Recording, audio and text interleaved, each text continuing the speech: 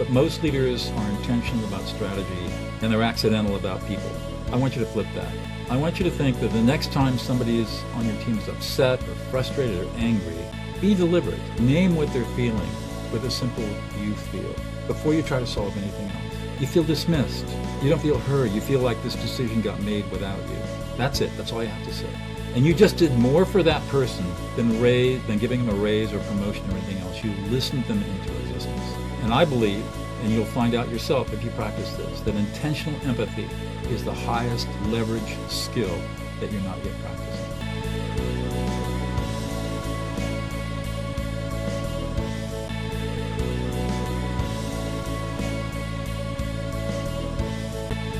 Hey, Uncommon Leaders, welcome back. This is the Uncommon Leader Podcast. I'm your host, John Gallagher. So what if everything you've been taught about dealing with difficult people is backward? Today, we're talking about a superpower that most leaders, frankly, just mess up and misunderstand. Emotional control under intense pressure. Imagine walking into a windowless concrete room inside a maximum security prison. In front of you are 15 cages, each holding a shackled member of the jail. Your job is to teach them how to stop fights and reduce violence. That's exactly what my guest today did. I can't wait to learn. This is going to be really cool because I find this fascinating. Doug Noll is a highly accomplished trial lawyer turned peacemaker, and he's mediated more than 1,500 intense disputes and co-founded the Prison of Peace Project, where he literally trained maximum security inmates to become certified mediators. Wow.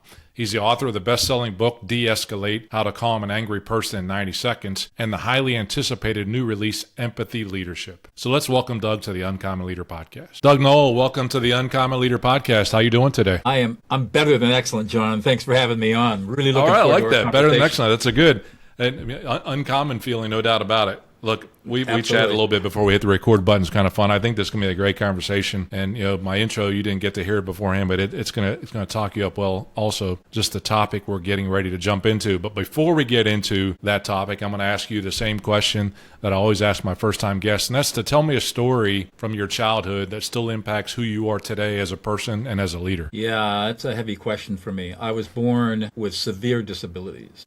I'm partially blind, partially deaf, 2 club feet, left-handed, bad teeth, and super smart. And in those days, nobody knew what to do with a kid like me, who was cognitively functional, but physically severely disabled. I couldn't walk until I was about 3.5 or 4 years old, through multiple surgeries to correct my club feet. And my vision people could not understand why I was not doing well in school, even though I tested high, until a nurse in the 4th grade finally did my vision testing. They don't do that anymore. They test vision right away. My vision was 2400. So I got fitted out with glasses that were Coke bottle lenses, super thick, black, nerdy glasses. And in the 1950s, that was just death and I couldn't run very well, became a swimmer. But I really had a tough, even though I grew up in affluence and privilege, it was really tough. My parents didn't know how to emotionally support me. I needed a lot of emotional support that I didn't get. And I built up a lot of really maladaptive attitudes and behaviors to cope with the pain. That actually stood me in good stead because I went to Dartmouth, came back from Dartmouth, went to law school, became a trial lawyer, and tried cases for 22 years. And being an aloof, arrogant asshole is really a prerequisite to being a successful trial lawyer. Not being a successful human being a successful trial lawyer. And I was very successful until I decided to leave and do something else. And there's a story behind that, too. Yeah, so I love that story starting out. You mentioned kind of these deep stories, and it really does frame kind of who we are with regards to those stories. And that's some of the most profound and connecting part of the journey. So, you took us through that childhood challenge, but ultimately able to turn that into what might be the layman's term of success and being very good at what you were doing. But yeah, 22 years, and then sounds like there's some moment that tells you there's a script to be flipped and did something different. So yeah, let's jump away from that one. Sure. So I graduated from law school in 77, and I spent a year as a law clerk for an appellate judge, and then went into private practice in 78. And the partners in the firm wanted me to be a hardcore trial lawyer, and so I tried my first civil jury trial 4 weeks after joining the firm in late October of 78. My second trial was co-chairing the defense of a very large securities fraud case in federal court in San Diego for 7 months. So, right out of the bat, I was in the courtroom, and I got good at it. And then in the mid-'80s, I was constantly trying to work on all these disabilities, just always trying to catch up, and I overcompensated grossly. But I took up the martial arts, and when I was finally awarded my second degree black belt in 1990, and my teacher told me to start studying Tai Chi as a martial art, and I did. And Tai Chi turns out to be a really deadly martial art, and it has two paradoxes. The first is the softer you are, the stronger you are. And the second paradox is the more vulnerable you are, the more powerful you are. Soft to be strong, vulnerable to be powerful. Did not compute. Arrogant, aloof, asshole lawyer, trial lawyer, successful by any measure. Until it did compute. And a couple of years later, I was in a courtroom cross-examining somebody, and the thought came to me, what the heck am I doing in here? So after that trip, after that trial, I had a vacation plan. A bunch of buddies and I had a permit to run the main salmon in Idaho. It's a 10-day whitewater trip. So I spent the trip thinking about how many people I'd really served as a trial lawyer and could only count 5 people over 20 plus years that I felt that I had really helped. And I thought, I'm just not going to do this anymore. I'm not here to go another 20 or 30 years and only help 20 or 30 people. That's just not who I am. So I had no clue what I wanted to do. I just knew that my trial career was going to be coming to an end pretty soon. So when I got back to town, I live in Central California, I drove down out of the mountains to my office and heard a public service announcement for a new master's degree in peacemaking and conflict studies. So I enrolled. And for 3 years, I was a graduate student, a 3/4 time law professor, and a full-time trial lawyer. And the master's degree program completely changed my life. Those guys just taught me so much. My professors were the founders of the International Restorative Justice Movement, which is a whole philosophy about dealing with crime. And I mean, just everything that what was missing in the law, I found in these studies. So ultimately, my partners and I couldn't come to an agreement. So I gave 1 week's notice, walked away from $10 million, and opened my own peacemaking and mediation practice on November 1st, 2000, and never looked back. So that's how that started. And there were a couple of epical events that occurred after that. The first is I did not have a good way of calming people down. I'd done every kind of training you would imagine, nonviolent communication, active listening, you name it. I had tried it. None of it worked. It was all garbage. Never worked in high stakes, high conflict situations, which is I was getting paid big bucks to walk in and calm people down until 2005. And I tell this story in my TEDx talk. It just got released a few months ago. And what basically, to make a long story very short, it was a divorced couple. They hated each other. It was an $18,000 dispute. They spent $50,000 each trying to destroy each other. And they were screaming at each other. And I was sitting there thinking, what the heck am I going to do with this? And the thought came to me, listen to the emotions. And 3 hours later, the ex-husband, John, looked across the table at his wife with tears streaming down his face, saying, that's the first time you've listened to me in 25 years. And they settled the case and walked out holding hands. And that moment changed my life. 2 years later, the science caught up. A study out of Matthew Lieberman's lab at UCLA showed, it basically provided the evidence, brain scanning evidence, of what I had been observing in those 2 years as a peacemaker when I name emotions. And the science, very simply, is that when you name what somebody feels, you're helping them move from a dysregulated nervous system state to a regulated state. And the centers of the brain associated with negative emotion calm down, and a part of the brain associated with emotional self-regulation activates. And people literally calm down in 90 seconds. And it works on every single human brain on the planet. Even brains that are not working well. As long as people have emotions, naming their emotions literally calms them down. It was amazing. And that led to co-founding the Prison of Peace Project in 2009 with my colleague Laurel Coffer. And in 2010, we found ourselves in front of 15 women serving life and long-term sentences in the largest, most violent women's prison in the world. And the very first skill we taught them was how to listen to and name emotions. And then from there, we built up all the skills that it took for them to become mediators and peacemakers. And Prison of Peace took off, and today it's international. And I spent 10 years teaching the peacemaking skills, primarily how to listen to and name emotions, in California and Connecticut prisons. And it was just phenomenal. We ended up towards the end, before the pandemic hit and shut us down, working in Courtrooms State Prison with men coming out of gangs. And the first time I met them, there were 15 men in cages, shackled to the ankles, shackled to the wrists. Violent men. Had the same exact effect on them as it had on everybody else. Completely transformed their lives. And most of those men have been released. And here in California, we've had over 800 lifers who've been released, who graduated from our program, and not one of them has reoffended. Pretty powerful stuff. Wow. No, so the science caught up. The results, the outcomes were there. They're undeniable. I'm going to step, like you left me a lot. You left me a lot. That's a 15-year trajectory. No, yes. I mean, so inside of that, there's about 7 questions or different branches I could go. But I'm curious, almost at the very start, where you said you went on the fishing trip, you decided, you came back, 1 week notice, you're out, you get that just like $10 million thing just flew by like it was nothing. We can talk about that decision later on. You said you started a peacemaking practice. Like, what is that?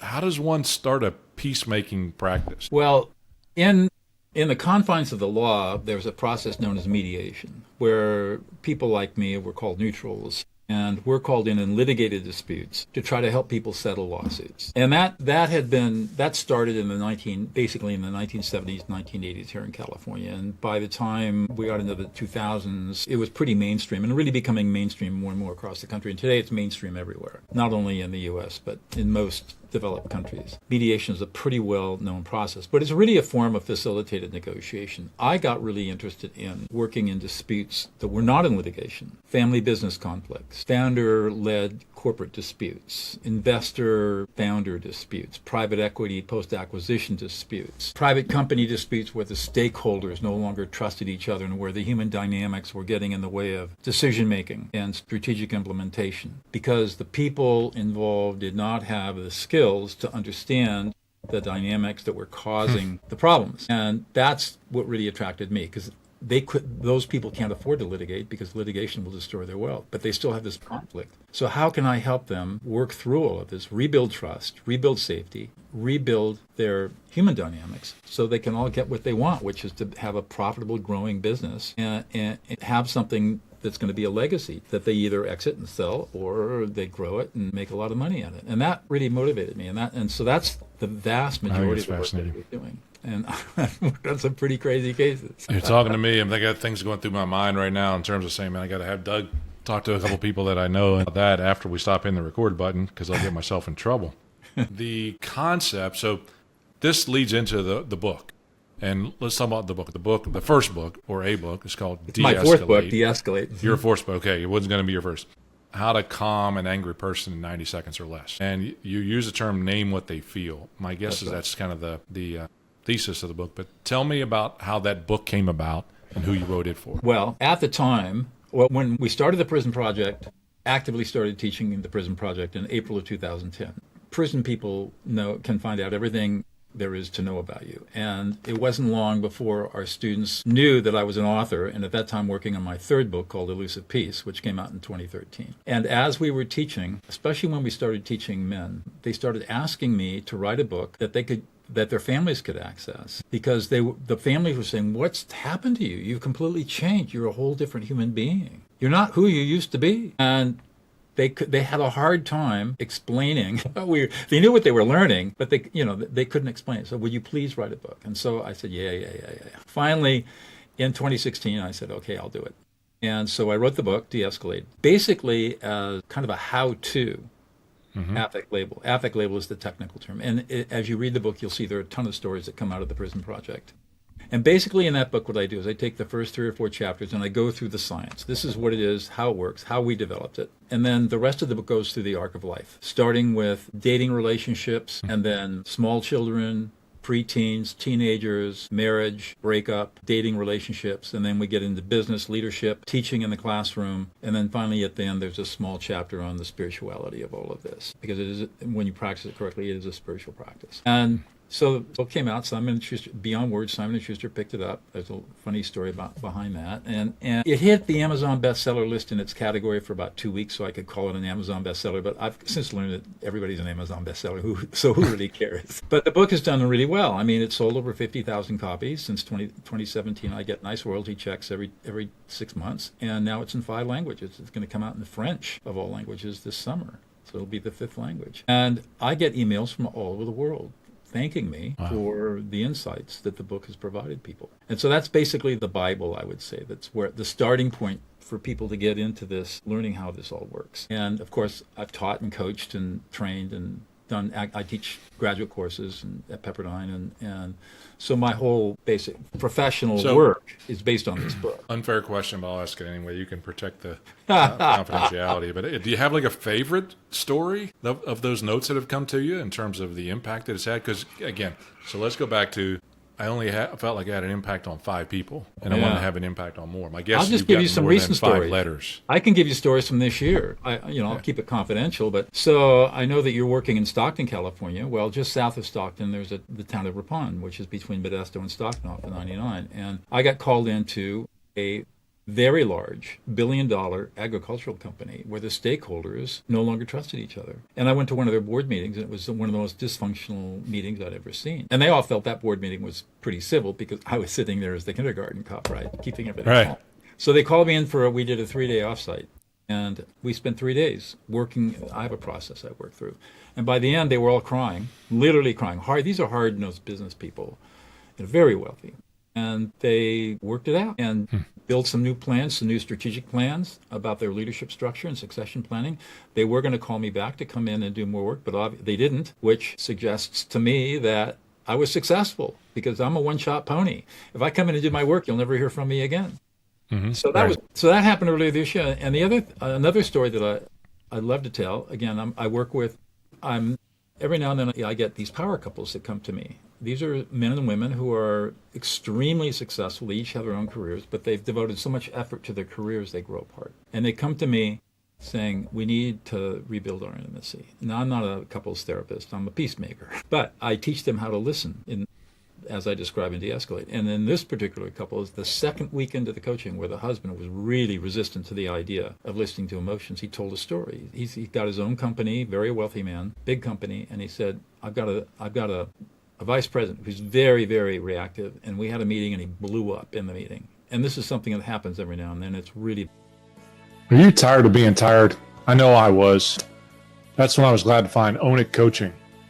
Now my resting heart rate's down 20%. Sleep quality up 300%. I just ran my first Spartan Rage at age 56. I feel better than I ever have. So if you're ready to stop settling and start owning your own health, go to CoachJohnGallagher.com/own it and set up a free call with the Own It coaching team. That's CoachJohnGallagher.com/own it. Now, let's get back to the episode. He came into my office after the meeting, and instead of me and him arguing and yelling and screaming, I just listened to what he said, and I named his emotions. He had the cheat sheet up. And I just said, you're really angry, you're frustrated, you feel disrespected, and nobody's listening to you. In 5 minutes, he calmed down, nodded his head and said, thanks for listening, got up and walked out perfectly. It would have taken us 6 months before to overcome the problems. And we did it. I did it in less than 5 minutes. And then five weeks later, I was working with him, and the wife said, I've never been closer to my husband than I have been in the last 2 weeks. That's the kind of work I do on a daily basis. And those are very, very common reactions to my work. I love that. And it reminds me, we talked about this before we hit the record button, of a 2.5-minute video or so that I've used in some other training before. Right. That it's not about the nail. Yeah, Jason Headley and Monica you Barbera. use that in video training as well. But what I hear, and I'm not trying to overly simplify, although it sounds, as you bring it across, is that it's a simple de-escalation process, is that we name what they feel. So for the person who needs that 2-minute exercise to de-escalate and get an angry person to calm down in 90 seconds or less, what are the steps they got to do? Take simple thing. Just say, John, you feel really angry. You're pissed off and frustrated. You feel really disrespected and unheard and unappreciated and unsupported. And you're really worried and concerned. That's it. Shut up and watch for the body's yes. Nodding of the head. Watch for it to tension to leave the shoulders. That's right. You're going to see shoulders drop, sigh of relief, and usually a verbal response like, yeah, or exactly, followed by usually, thanks for listening to me. And they'll immediately calm down. 90 seconds, 90 to 120 seconds. Because the brain, when the brain gets activated, there's ton of neuroscience behind this, and I won't go into it all, but just know this. When the threat response goes on in the brain, brain chemicals are introduced that cause us to have this emotional reaction. That only lasts for 90 seconds. If we can get in and start calming them down by naming their emotions and lending our prefrontal cortex to them within that 90-second to 120-second period, we can stop the escalation. Because the escalation occurs because we keep replaying the anger, and or we're not being heard, we get more and more frustrated, and then the argument just gets bigger and bigger. If we can get in and simply name what they're feeling in that first 90 to 120 seconds, we can stop that cycle, and the brain immediately calms down, and peace is restored.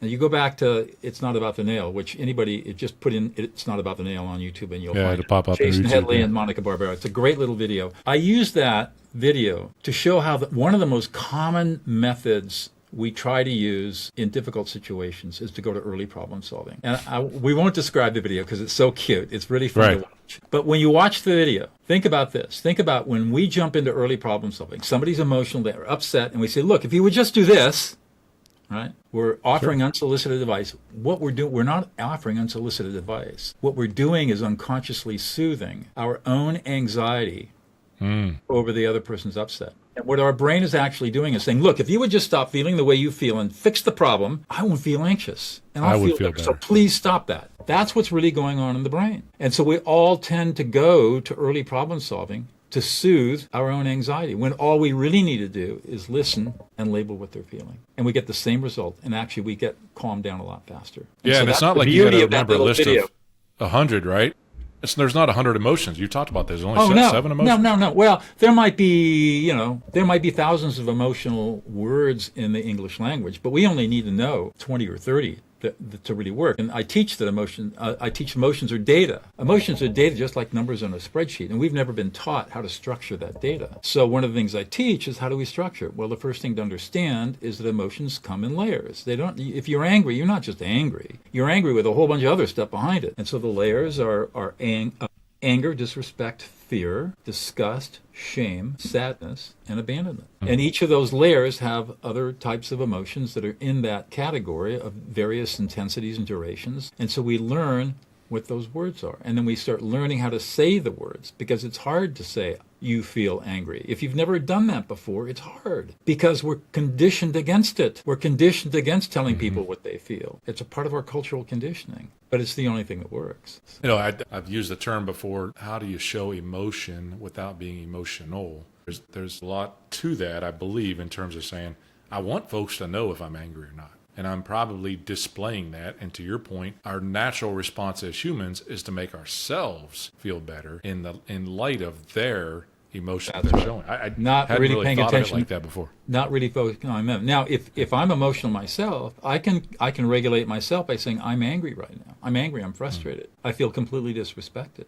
Just by naming my own emotions, using an I statement, I can calm. It has the same effect. I can calm myself down. So good. That's the other side of it, right? So if someone quote makes you angry, you can calm yourself down through that's exactly the same correct. technique.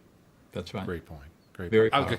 I can't help but kind of walk back to 22 years of success and their side of maybe unknowingly, but you were really good at manipulating that emotion world. To not let them say it in a way that was good or healthy. Yeah. I mean, trials are all about stories.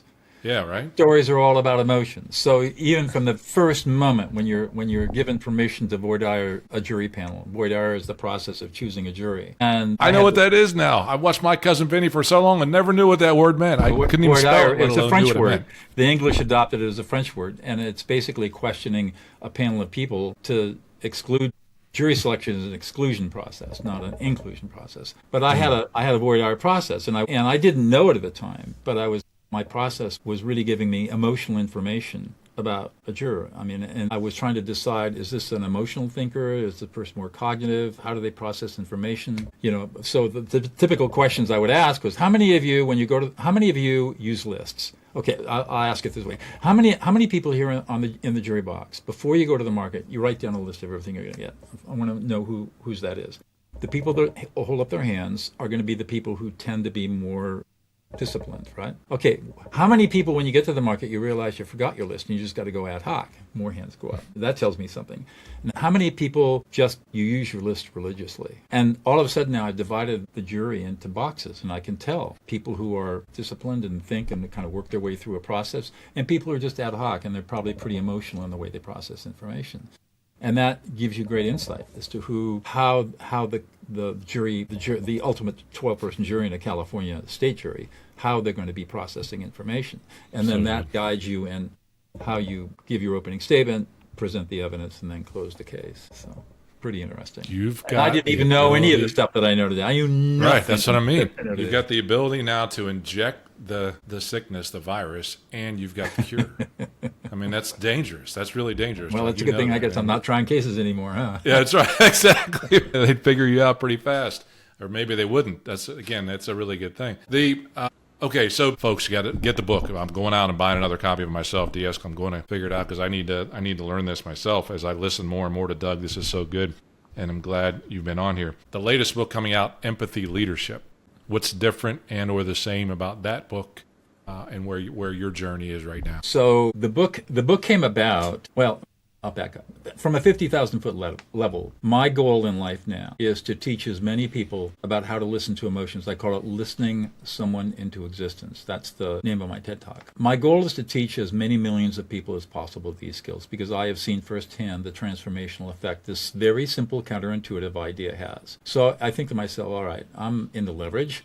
Where's the greatest leverage? And to me, it's in leadership because leaders influence people. I mean, for example, I could take a healthcare system in a community and teach the leadership how to listen others into existence and have that filtered down through the organization. And by the time it gets to the patient level, they're seeing hundreds, if not thousands of patients a week. And soon the whole community is being exposed to these ideas. What a massive transformation that would be. I've watched 25 people on a 1,000-person prison yard change the culture of that yard in less than 8 months with the skills that we teach, going from violence to peace. And if we can do it in a prison yard, we can do it in community. So that's what got me motivated. So the empathy part came because I heard an interview between Joe Rogan and Elon Musk, neither of whom are people that I admire very much. And Musk said empathy will be the destruction of Western civilization. And that really pissed me off. So then I started doing some research and finding, well, what's going on in the business? So you felt angry. I was very angry. And I was worried because Rogan has a huge platform and Musk has a huge platform. And they're teaching young people that empathy is evil. So that's when I dove into it. And I looked at all the books that have been published on leadership empathy. There are a ton of them out there. And said, nobody's getting this right. Because I know what empathy is. You define it. I define empathy. Empathy is the learned skill. It's a learnable skill. It's the learned skill of reading and reflecting or naming somebody's emotions or their emotional experience from their own frame of reference. That's cognitive empathy. And it's a teachable, learnable, replicable, measurable skill. It is not a soft skill. It's based on hard neuroscience, the mechanics of our biology. So, I'm a crazy guy. I see a problem or a gap or a misunderstanding, and I write a book about it. And so that's what I did.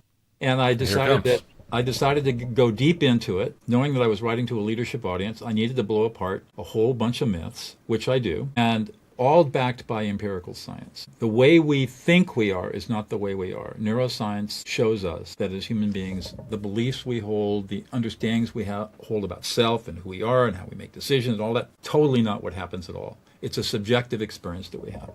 So empathy, as it turns out, is something that has been innate in humans or in hominids for over millions of years. So dove into the evolutionary biology of empathy and discovered this. We've only had language for 30,000. Hominids have been on the planet for almost 2 million years. How did we communicate without language? Empathy, emotions, facial expression, vocalization, body language. Our brains are acutely hardwired to read another person's emotions. And yet for 3,000 years, we've been told that emotions are bad, emotions are evil, emotions make us weak, emotions are sinful.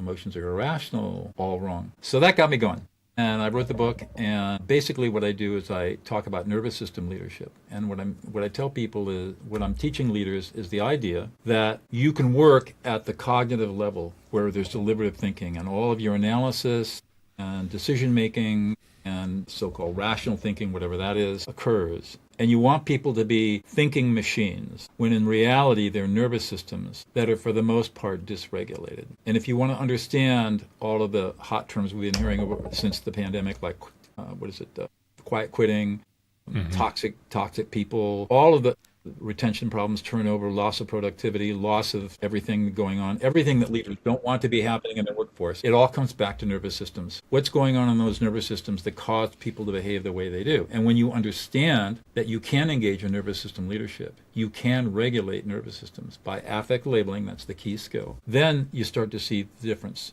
in organizational performance. So that's what empathy leadership is all about. It's teaching the science and the skill of nervous system leadership through the process of this technical term, affect labeling, or naming somebody else's emotions, with tons of examples. Crazy. That'll be coming out, folks, shortly after September, Simon & Schuster, September 8th of this year. Yeah, where you want folks to go to learn more about that book, Doug? Right now, I'm really interested in getting bulk orders. So if this is landing with you as a person who's listening to the show, and this is something you want to get for your organization, really interested in doing, I have bulk order packages where I'll come in and do training for you and all that, you can go to dougnoll.com, DOUGNOLL.com/empathy-leadership-launch. The book description is in there. The bulk order packages are in there. And then your inquiry will just be an email to me saying, hey, I'd like to talk more about it. And then we'll set up a Zoom call and talk about it and find out if it's a good fit for you. And you can put that in the show notes for people. Empathy dash. They will be in the show notes for sure. Yep. With the link, an active link that'll be able to get them